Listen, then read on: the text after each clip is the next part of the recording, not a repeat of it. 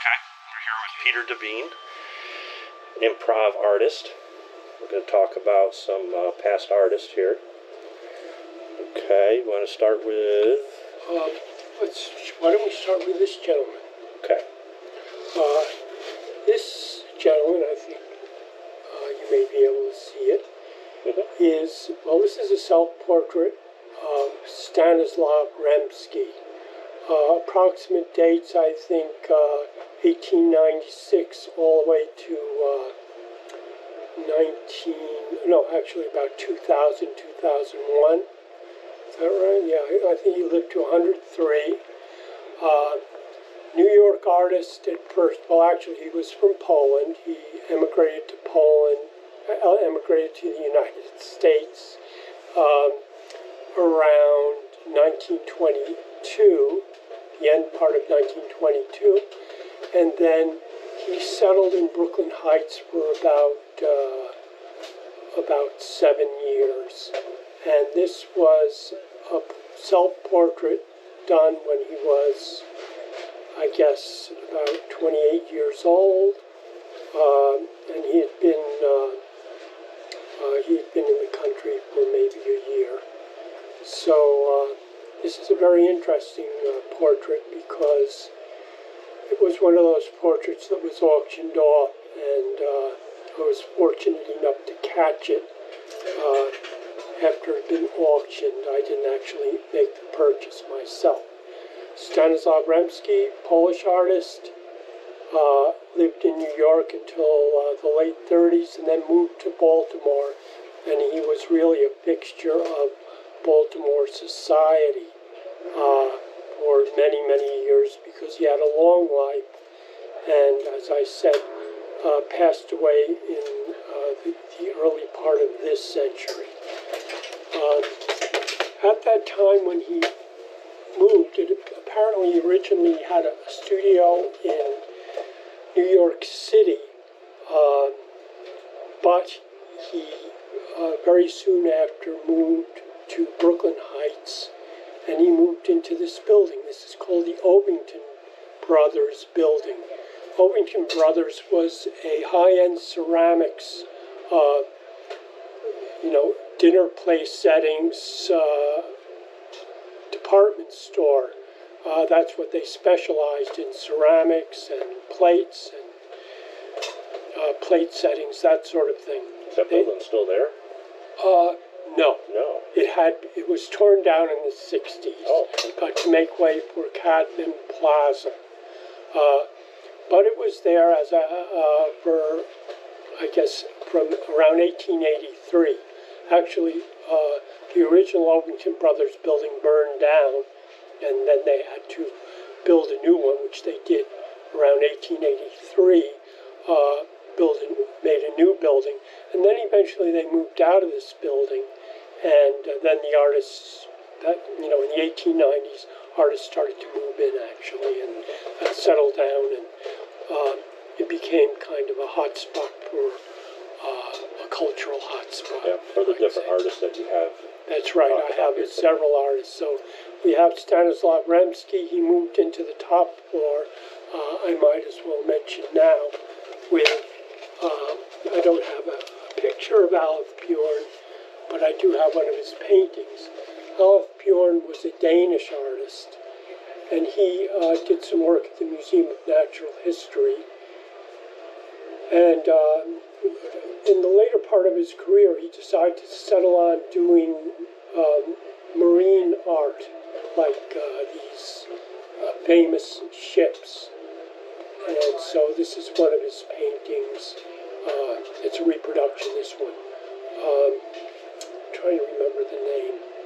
But anyway, it was one of the famous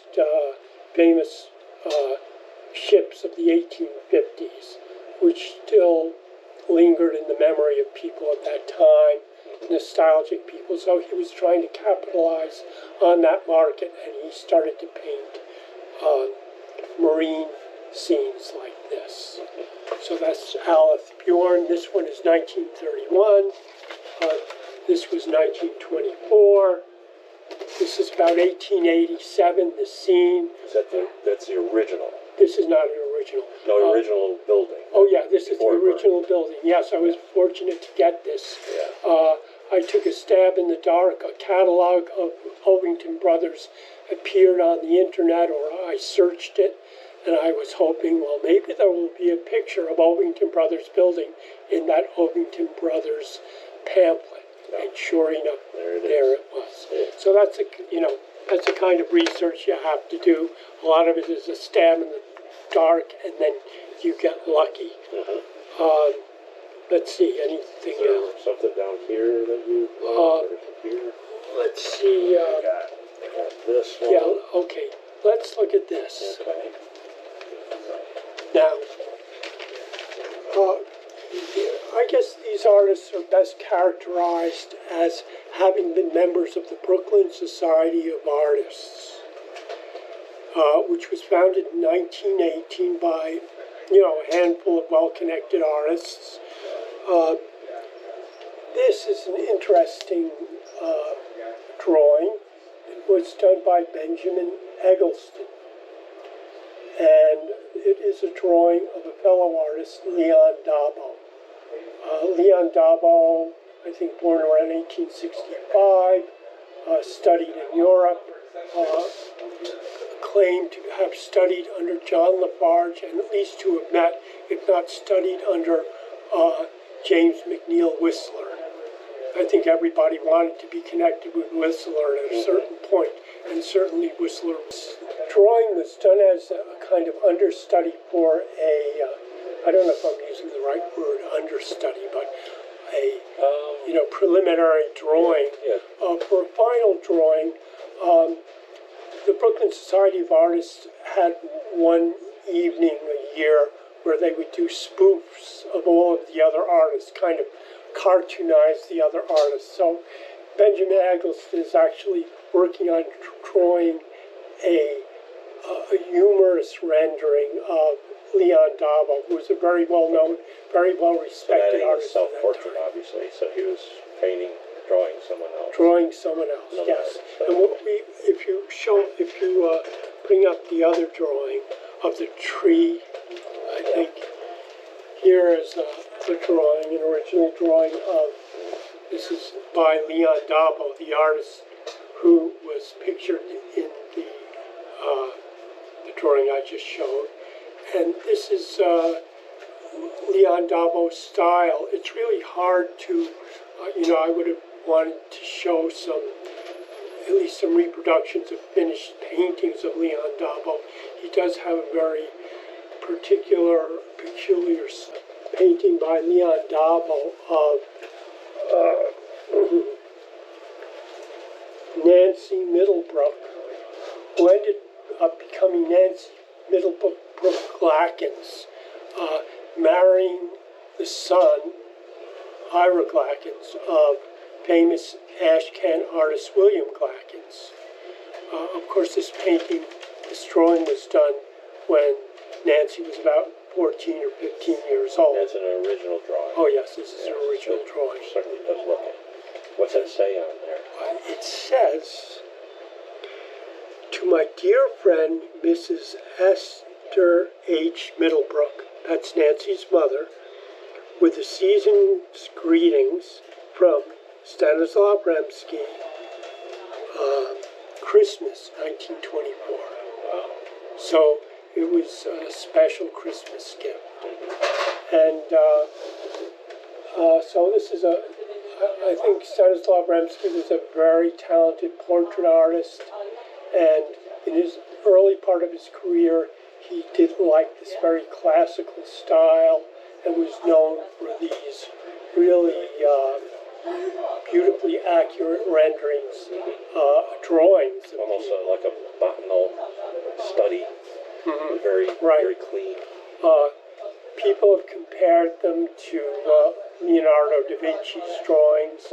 A certain similarity, obviously.